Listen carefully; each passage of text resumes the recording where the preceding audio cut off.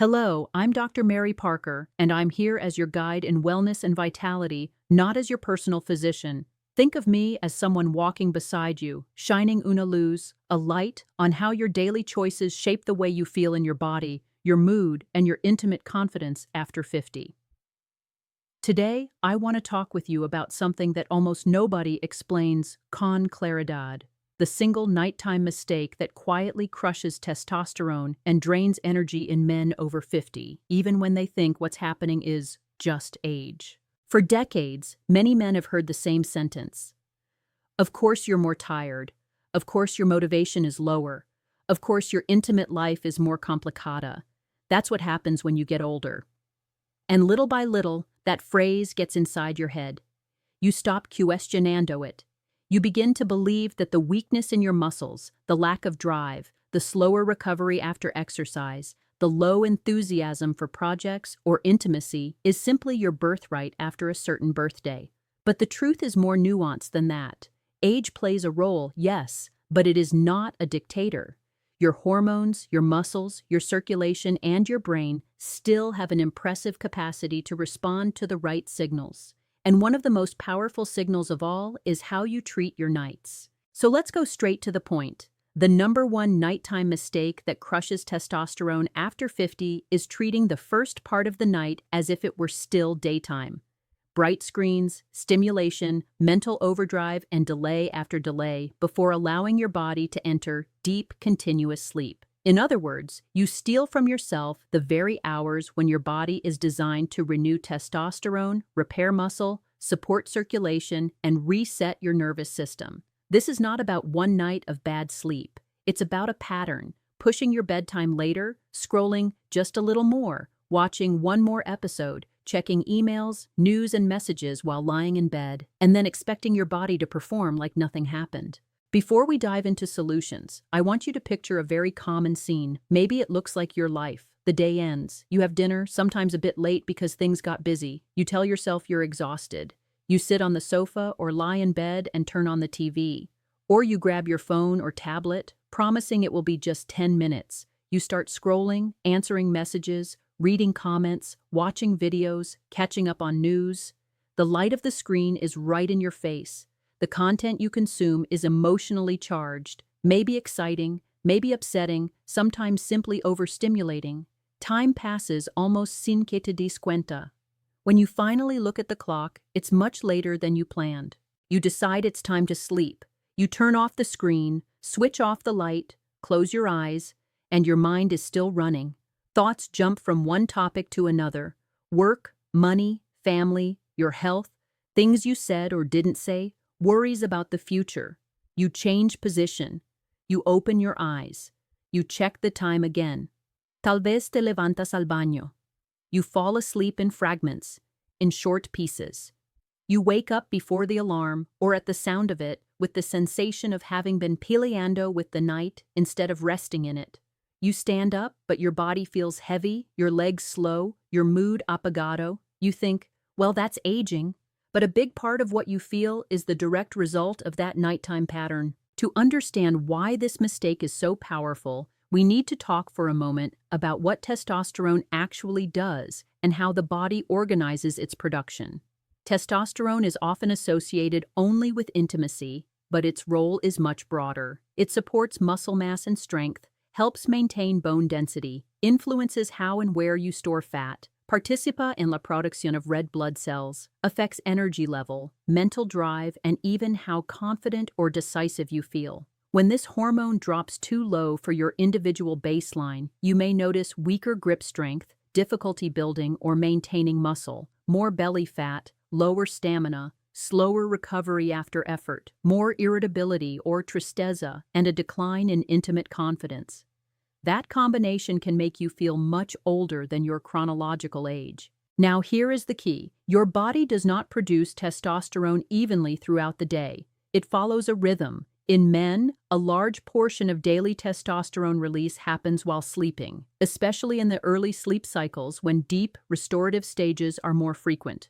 Those first hours after you fall asleep are not extra, they are prime time. If we imagine your daily testosterone like a tank that needs to be filled, the hose is most open during those first consolidated cycles of sleep. When you delay bedtime, fragment your rest, or enter the night with your nervous system overactivated, it is as if you close that hose halfway. Your body still tries to do its job, but the window of opportunity is shorter and the quality of the signal is lower. This is why the nighttime mistake we are talking about is so destructive.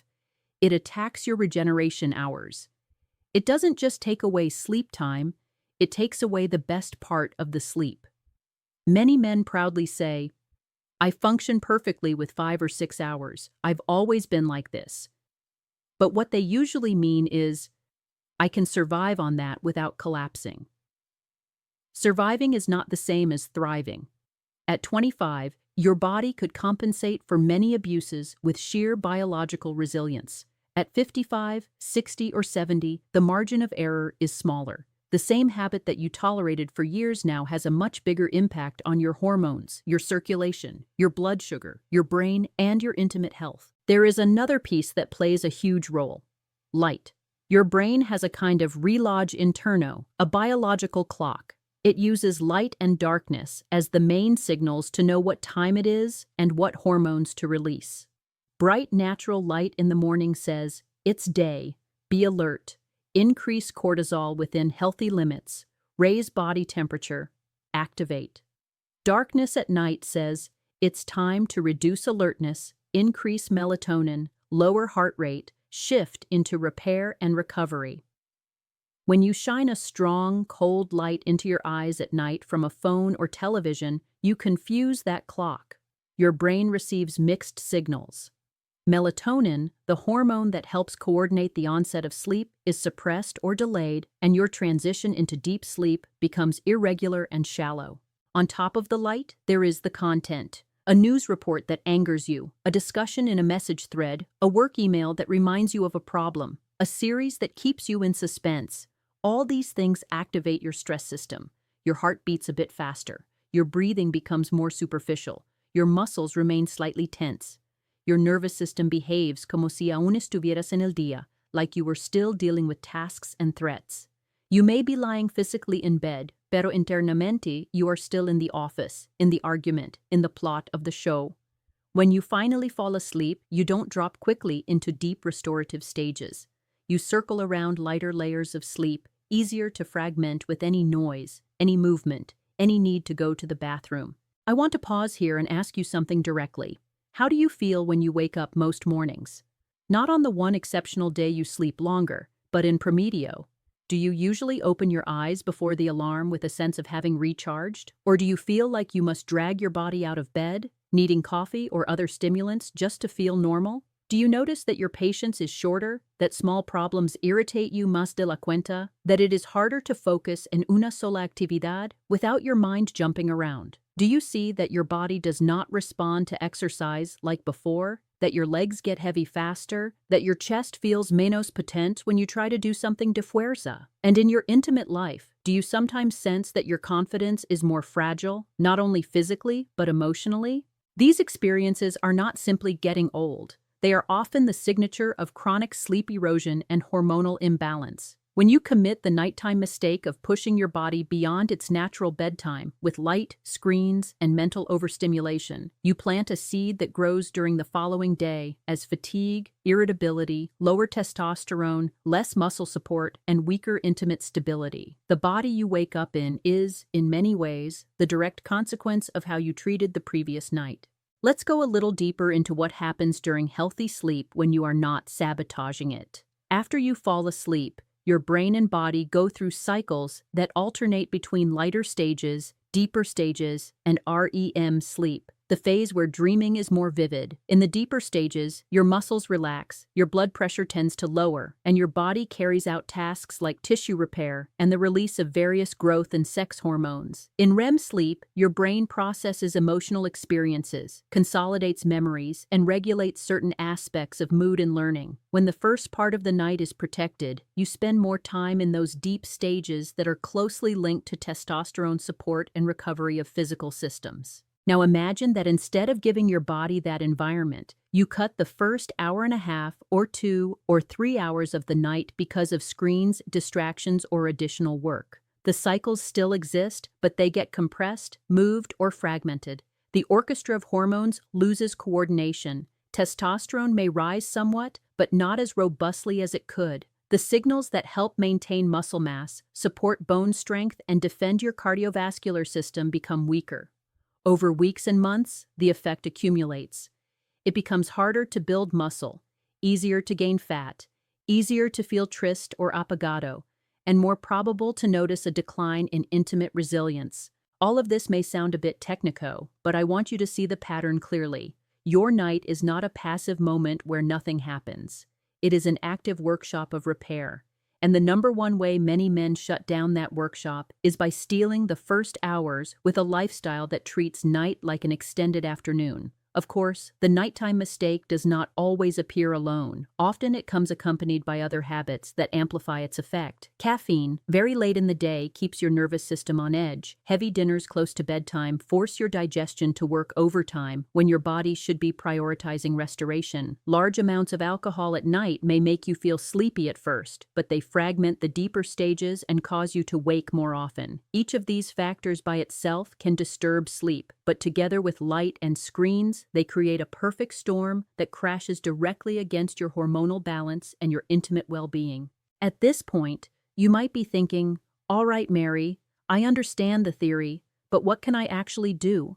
I can't just stop living at night. And you're right. The solution is not to turn your life into a rigid monastic schedule. The point is to reclaim, step by step, the early part of the night as sacred territory for your recovery, especially if you are over 50 and want to protect testosterone, vitality, and intimate confidence.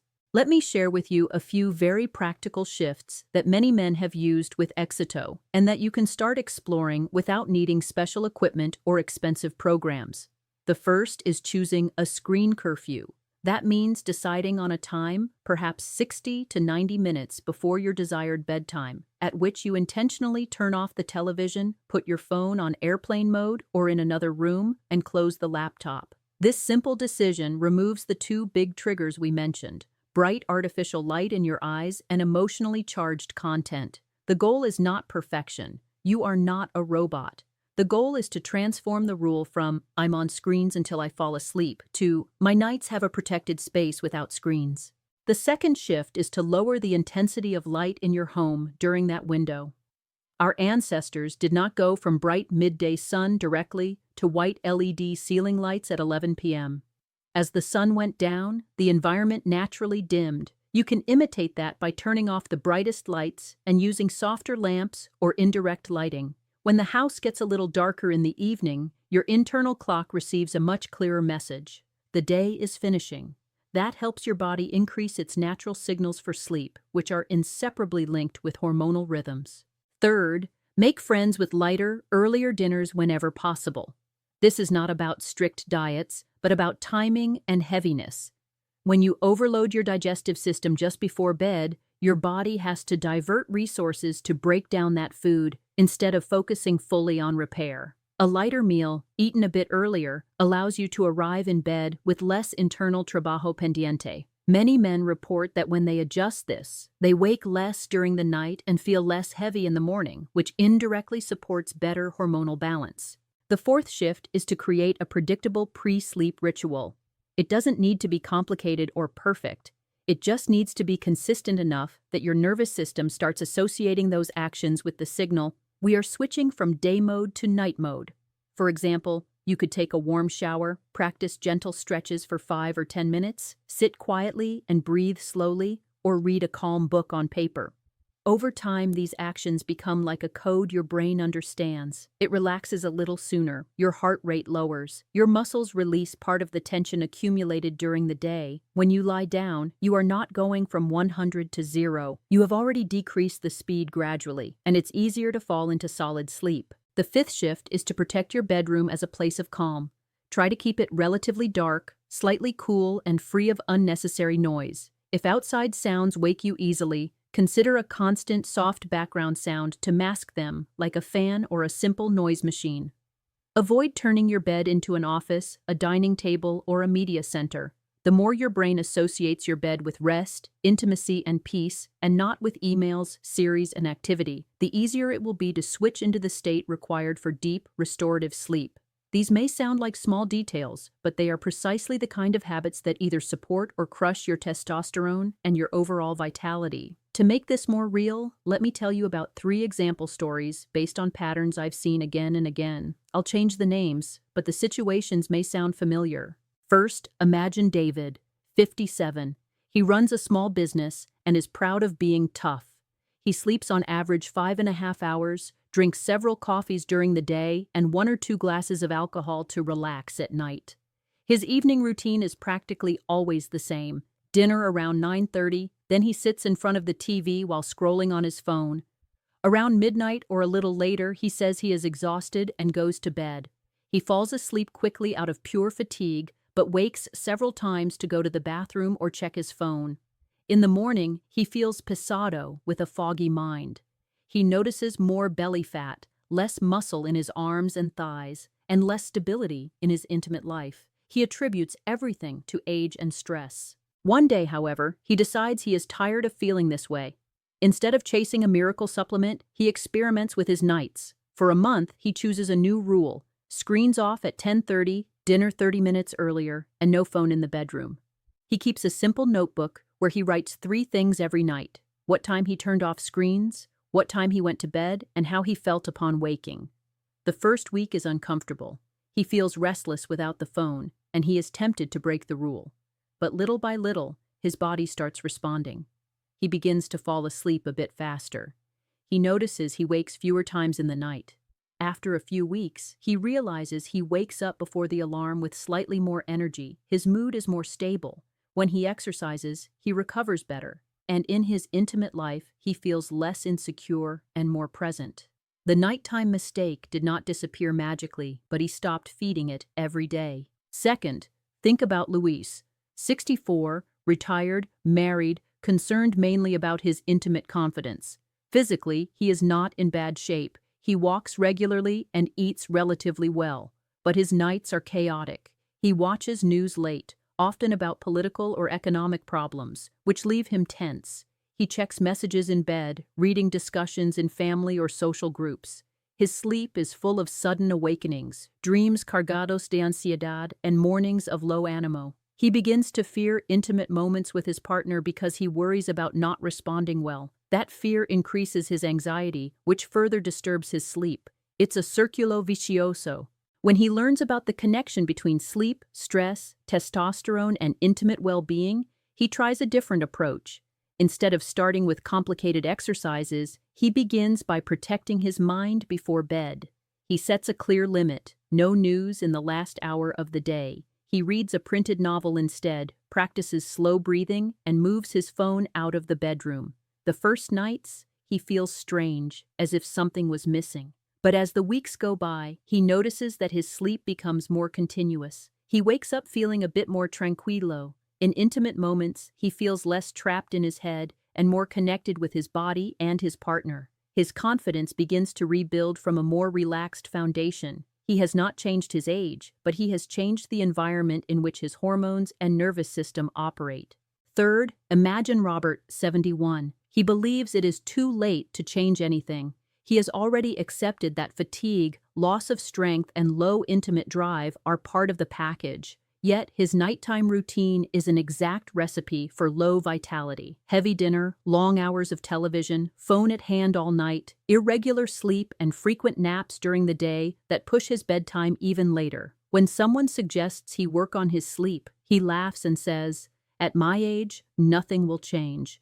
Still, he decides to try a small experiment out of curiosity. He fixes a regular wake-up time, exposes himself to morning light by walking outside, and sets a reasonable bedtime that he tries to respect. He reduces late naps and chooses softer entertainment in the evening. After several weeks, he notices that his legs feel slightly stronger when climbing stairs, that his mood is less oscuro, and that he feels a subtle but real improvement in his interest in life, including his intimate life. Vitality did not come back como un huracán, but it returned as a gentle but steady tide. and that tide was driven by one central change: treating the first hours of the night as non-negotiable recovery time. These stories share a common message. There is no magic at work, only biology being allowed to function more as it was designed. When you stop committing the number one nighttime mistake, sacrificing early night deep sleep with screens, stress, and delays, you give your body permission to support testosterone, muscle, circulation, and intimate confidence more effectively. You don't have to chase artificial shortcuts if you start by respecting this fundamental rhythm.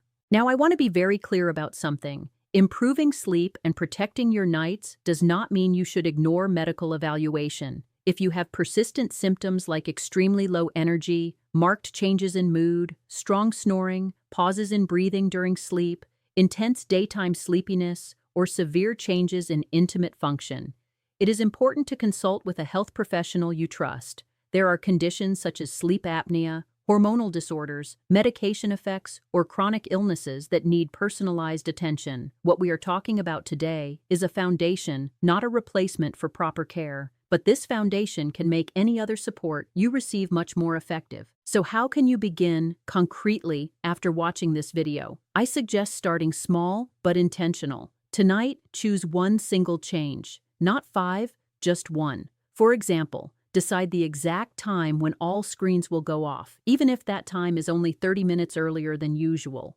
Observe how it feels. Tomorrow, maybe you add another small step, like dimming the lights or moving your phone to charge in another room. As the days go by, you can build a sequence that suits you. A lighter dinner, a short walk after eating, a warm shower, some stretching, slow breathing, a few pages of reading, then sleep. If you miss a day, no drama. You simply return to the plan the next night. What shapes your hormones and your vitality is not one perfect evening. It is the overall pattern you repeat most of the time. And as you experiment, pay attention to your body with curiosity rather than judgment. Notice if your morning energy changes slightly. Notice if your motivation for movement grows. Notice if your mood feels a little more stable, if your patience expands un poco más, if your intimate confidence feels less fragile. Sometimes the changes are subtle at first, but they accumulate. You are teaching your nervous system to trust the night again as a place of repair, not as an extension of daytime battle. If I had to compress everything we've talked about into a single powerful sentence, it would be this: protect the first hours of your sleep as if they were the most valuable appointment of your day, because there, your body refills the testosterone, strength, and inner confidence that carry you through your life after 50. Age will continue moving forward, but how you age is deeply influenced by whether you honor or destroy those hours. Never let anyone convince you that it is too late to reclaim your vitality. You may not want to live like you did at 20, and that is perfectly fine, but you absolutely can build a strong, calm, clear version of yourself at 55, 65, or 75. Your heart, your muscles, your brain, and your intimate health still respond to the signals you send them. Tonight, with something as simple as turning off a screen a little earlier and creating a space of calm before bed, you can start sending a very different message to your body. You are allowed to recover. You are allowed to be strong. You are allowed to feel alive in this stage of life. If this message resonated with you, if at any point you thought, "That sounds like me," I invite you to take a quiet moment after this video. Ask yourself honestly, what is the nighttime mistake I commit most often? Is it the phone in bed? The late-night news, the heavy dinners, the constant notifications? Choose one and design a small, realistic action to begin changing it tonight. Share this video with a friend, a brother, a father, or a colleague who might be going through the same silent struggle. Many men carry these worries alone, thinking they are the only ones, when in fact the pattern is incredibly common and altamente modificable.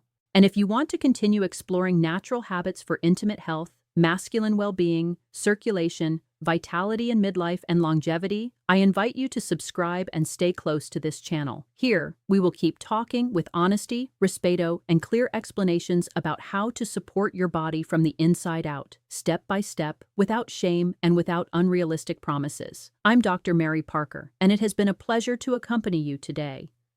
Remember, the way you treat your night shapes the man you wake up as in the morning. Take care of your sleep, And your sleep will begin to take care of your testosterone, your energy, and your confidence in this powerful stage of life.